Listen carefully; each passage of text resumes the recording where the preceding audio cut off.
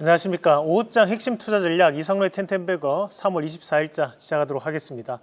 자, 오늘 크게 이슈가 됐던 내용 한번 먼저 보면서 말씀드리겠습니다. 오늘 크게 이슈가 됐던 부분 중에 한 개가 자동차 판매에 대한 부분이 미국 내 3천만 대 누적으로 판매를 눈앞에 두고 있다라는 뉴스가 있었습니다.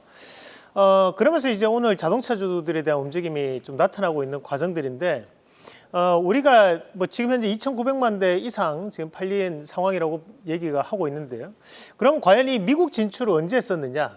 우리가 이제 이 시간을 통해서도 이 자동차주들 특집으로 또 말씀을 한번 드렸었고, 2008년도에 미국 진출을 이루어내고 난 다음부터 현재까지 꾸준하게 미국 내에서에 대한 점유율을 확대하는 그런 양상들이 나타나고 있는 것을 우리가 직접 눈으로 확인을 할 수 있는 그런 단계라고 보시면 되겠습니다. 자, 준비된 그림부터 한번 같이 보겠습니다. 오늘 한국경제 뉴스로도 나왔던 내용입니다. 자, 그림 보시면 라인업 확대로 미국 시장을 빠르게 대응하고 있다라는 뉴스가 오늘 나왔습니다. 그래서 오늘 자동차뿐만이 아니라 자동차 부품주들도 강세를 보이고 있는 부분들이고, 자, 그러면 미국에서 어떤 부분에 왜 이렇게 판매가 늘어나고 있는지를 우리가 봐야 될 것 같은데, 다음 그림 한번 같이 보겠습니다. 요거는 이제 미국 지도를 제가 조금 이렇게 여러분들께 보여드리려고 준비를 한번 해봤습니다. 우리가 이제 미국 도로 안에서도 이제 우리나라처럼 이제 고속도로마다 이제 번호를 붙입니다.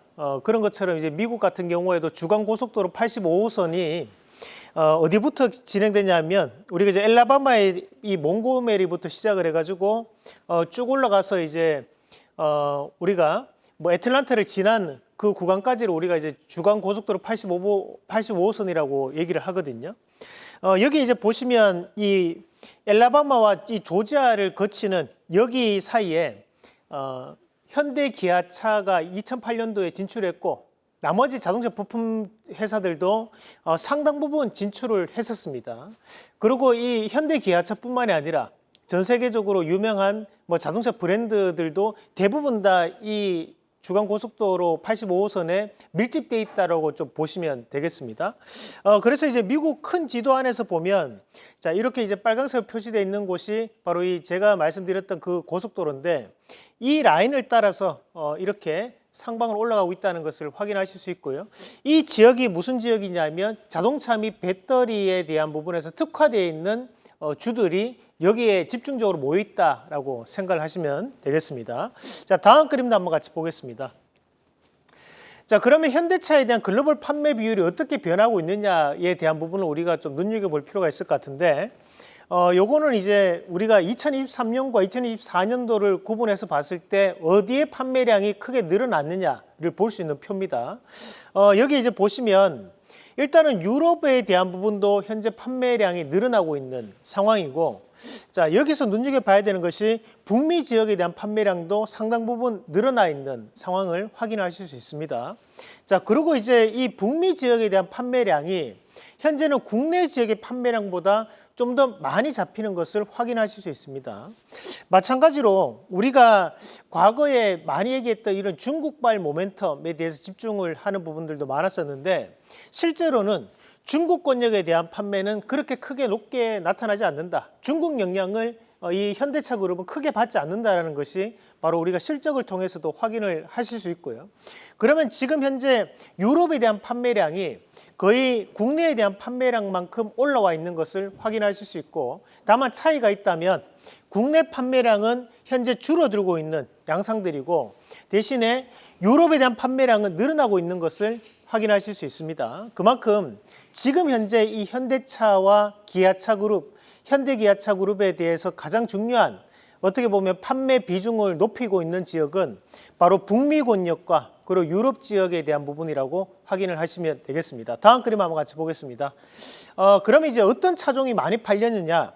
현재 2023년도와 2024년도를 비교해서 봤을 때 제네시스급에 대한 판매가 늘어났고, 마찬가지로 SUV에 대한 부분의 판매량이 상당 부분 늘어났다는 것을 표를 통해서도 확인하실 수 있습니다. 우리가 일반 세단보다 SUV가 늘어나고 있다는 것은 그만큼 마진폭을 개선할 수 있는 요인이 된다는 것을 얘기한다라고 보시면 되겠고, 다음 그림도 한번 같이 보겠습니다.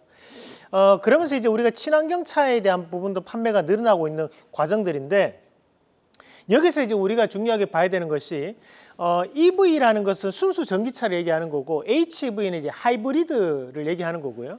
PHEV는 이제 플러그인 하이브리드를 얘기하는 겁니다. 그러면 현재 현대기아차 같은 경우에는 이 하이브리드 차량에 대한 판매가 좀 더 늘어났고 대신에 순수 전기차에 대한 부분은 줄었다. 이렇게 우리가 판단을 할 수 있겠습니다.